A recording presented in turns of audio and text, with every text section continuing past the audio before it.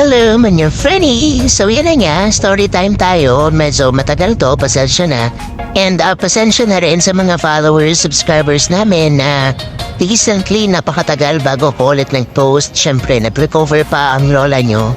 So yun na nga, it's our first time to go to Boracay with the entire fandom, our family, kay Tita Kai, and yung mom ko and my youngest sibling si Daniela.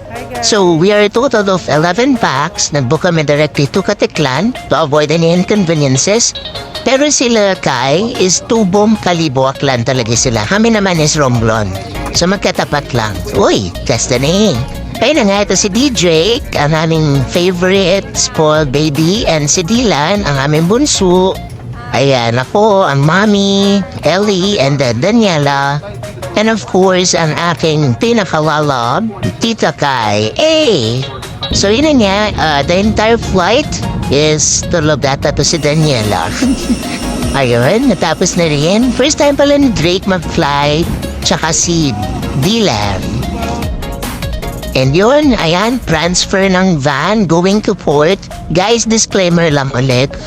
Mag-ready kayo ha, kasi ang daming babayaran sa port, like yung mga terminal fee, mga environmental, medyo pricey siya. Tapos yung van transfer pa is 100 pesos per head. So, apunta pa lang, parang kulang yung 600 pesos nga per person. So, yeah. So, yun, nabarating na kami sa port after the van transfer. Sa port naman, dito sa speedboat, it took like less than 30 minutes para makarating ka sa island of Boracay. And then another van transfer yun na going to your hotel. So luckily, ayan, nasa van na kami.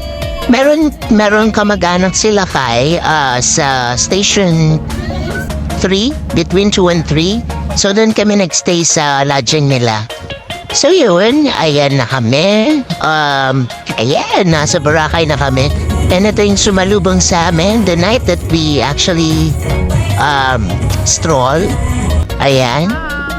So yun, ito yung first meal namin for the day. Pumunta kami sa Big J ata yun, o Daddy J. Meron silang buffet. Ayan, si DJ, naglalato-lato siya, pero mainit ulo niyan. Si Dylan, ayan. Play, and then yun nga, napunta na kami sa buffet. May mga variety of meat, seafood, pancit, ayan. And meron din ditong comedy show, fire dance, and of course, live band. So yan, busog na kami. Parang 399 pesos per person to. And 11 packs kami. Yung mga bata ata parang walang bayad. So yan, si Mama and Papa, first time nila yan, fire frame dance. Ayan, picture! Yay!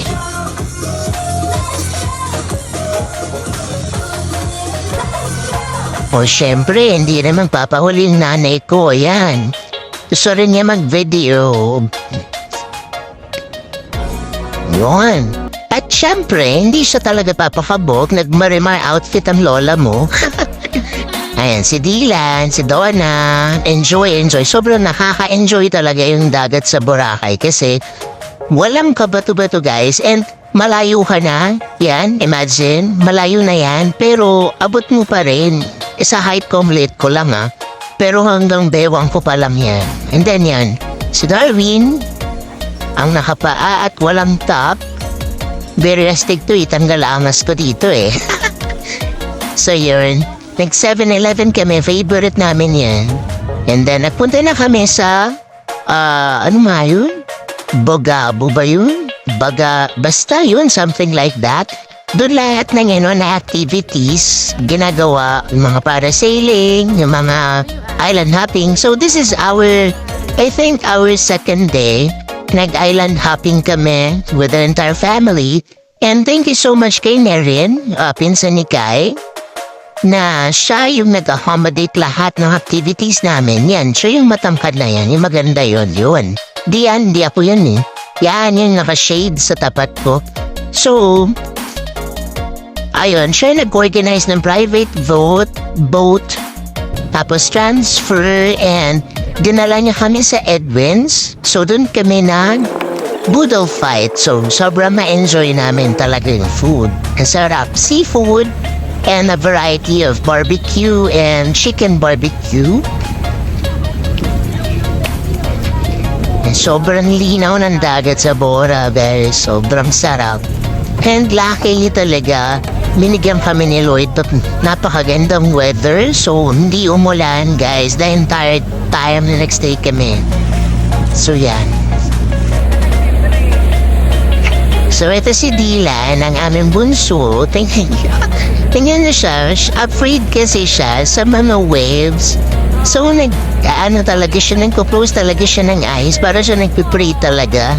Ang cute-cute niya. Tingnan niyo.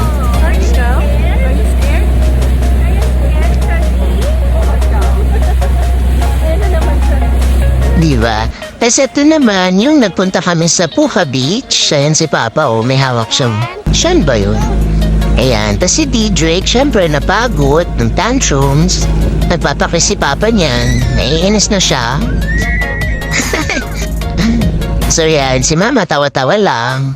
Sino nga? Nagano na kami, boodle fight. Ito na yan. May mapapanood kayong timelapse dito kung gaano kami katakaw na naubos namin yung lahat.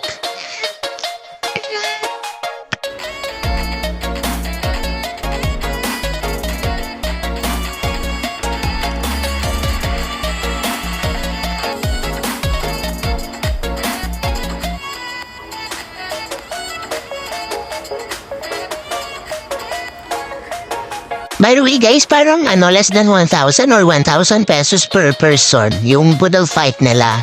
Plus yung private rent ng boat. May problema ako sa May problema ako sa B tsaka sa V. Boy Victor. Ayan, tapos syempre, ang final video na wala na yung food. And si Mama at si Papa tinry nila yung puso dito sa Edwin's. Kaso ang late nung nagtaga-video nila. Ayun, si Daniela, aura, boom. So yan, pagod na kaming lahat. Nakikita nyo, wala na kami energy. By the way, nagano pala kami, hindi na nakasama sa video. Nag-snorkeling din kami. Nasa isang phone kasi. So yan, pagod na kami yan guys kasi sobrang init. Tas in. So yun, bumalik na kami sa island. Station 2, 3. Yan, between 2 and 3 kami. Nagkayak muna kami. 300 pesos yan guys per 30 minutes. Kahit anong gusto nyong gawin, kung anong trip nyo. Ayan, si Tita Kai mo Auntie, again man yun?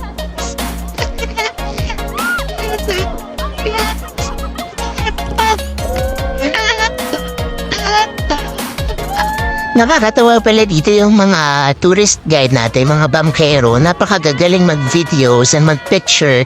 Talagang i-guide nila kayo sa mga proper posing. Ayan. Si Mama, struggle is real yan, Ma.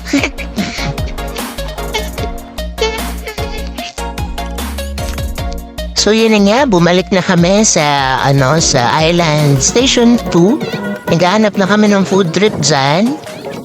Sobrang ganda talaga ng sunset sa Bora. Ayan, si Tita Kais, napakita siya ng seafood, ng lobster. Pero yan guys, 550 pesos per 100 grams. So ang 1 kilo niya is 3,500. Hindi pa kasama paluto. So next day kami dito sa Epic Bar. Dami pa rin tao, no? By the way, September 8 to September 11 yung pagpunta namin sa Boracay. So yun, nakakita na kami ng aming lalapaman dito sa jeepney stop, station 2 sa D-Mall. Isang time-lapse na naman ulit tayo para makapakita kung gaano tayo pa hungry people. Masarap yung food nila dito, sakto lang. By the way, in case kasing dami nyo yung number of packs namin pag pupunta kayo dito kasi 11 kami. Siguro per meal mag-budget kayo ng mga 6 to 7,000 pesos. Na yung kapatid ko feeling Koreana, uma-uma. Ito na, ayaw. Bokso.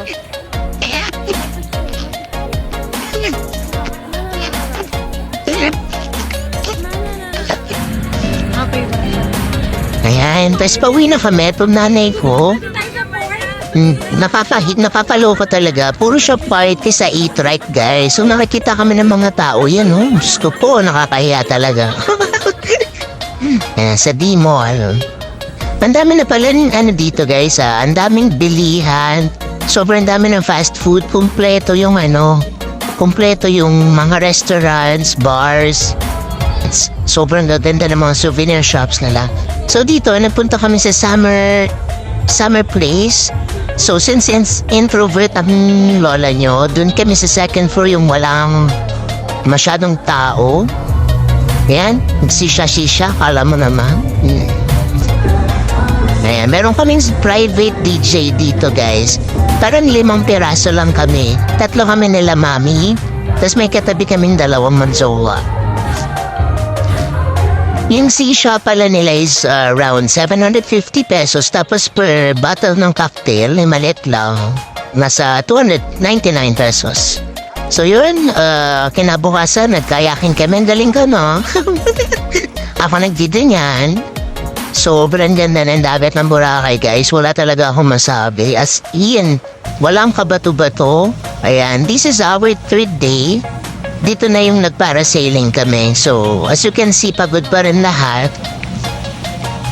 Ayan, pero sobrang enjoy talaga kami. Ayan, si Daniela, aura-aura. Ganda yun. So, ito yung first time nakakabilib talaga. Si Didrik is nagparasailing, sobrang brave. Sobrang cutie talaga. Si Darwin, ang bigat, Yan, tuwan-tuwa si Drake. Nakakatuwa talaga.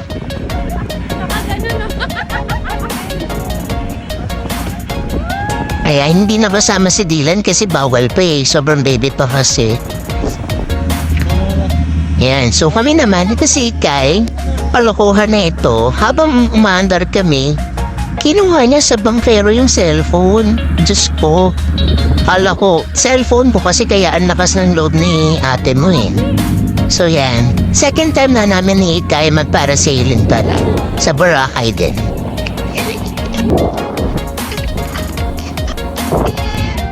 Yan, si Mami, siya si Daniela. First time nilang dalawa. Si Daniela, first time niya mag-ride ng plane.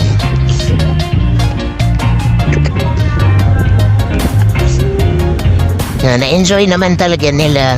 And of course, ang wowo dance ni Drake, ayan, dapat pay attention kapag nagda-dance siya. Magtatampo siya pag di ka nanood. Si Dylan, ang very cute namin bunso. Ang hilag mag-kiss. Ayan, tapos meron silang bonding moment ni kuya niya. Buti hindi siya nahihirita kay kuya niya dito Kiss din siya kay kuya. Ow! And lastly, of course, si mama at si papa. Si kuya hindi siya nakasama kasi ayaw niya ng dagat. Astig, no? Nagboracay si kuya pero never siyang nagdagat. Hindi na siya sa room namin. Dinabantay niya yung mga gamit namin. Charot. Nag-enjoy naman siya mag-Ragnarok tune. Pero kasama namin siya every time nakakain kami. Ayan, si mama at si papa. Si mama pala may fear of heights pero na-conquer niya kasi kasama niya si papa. Ayan na nga, nakikita niyo pagod na kami.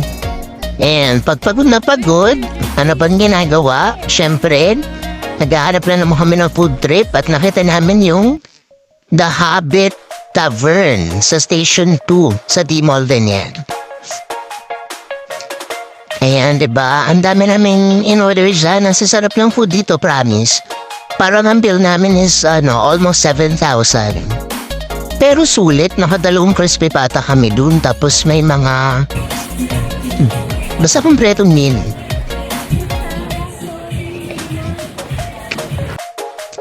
Tapos ang last stop namin, ito yung third night na namin.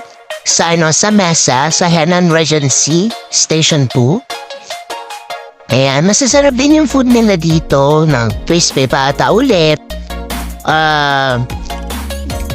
May gulay, masarap yung laing, sobrang panado. Tapos sa dobong pusit, sakto lang. Tapos yun, ang pinaka-last stop namin is yung V-Hub. After kumain, nag-party-party kami, nongga-nongga. Pero, parang 9 p.m. kami nagpunta dito o 10. Umuwi na rin kami ni Kay ng 12. Sila mama na iwan sila hanggang 1 or 2 a.m. Kasi talagang nakarami pa sila ng bakit. Ayoko sa pumpay namin ni Kay. 1 bottle lang ako. So yan, nag-fire dance syempre ang ating mga Bora people. Bora high fire dancers. Sobrang huhusay.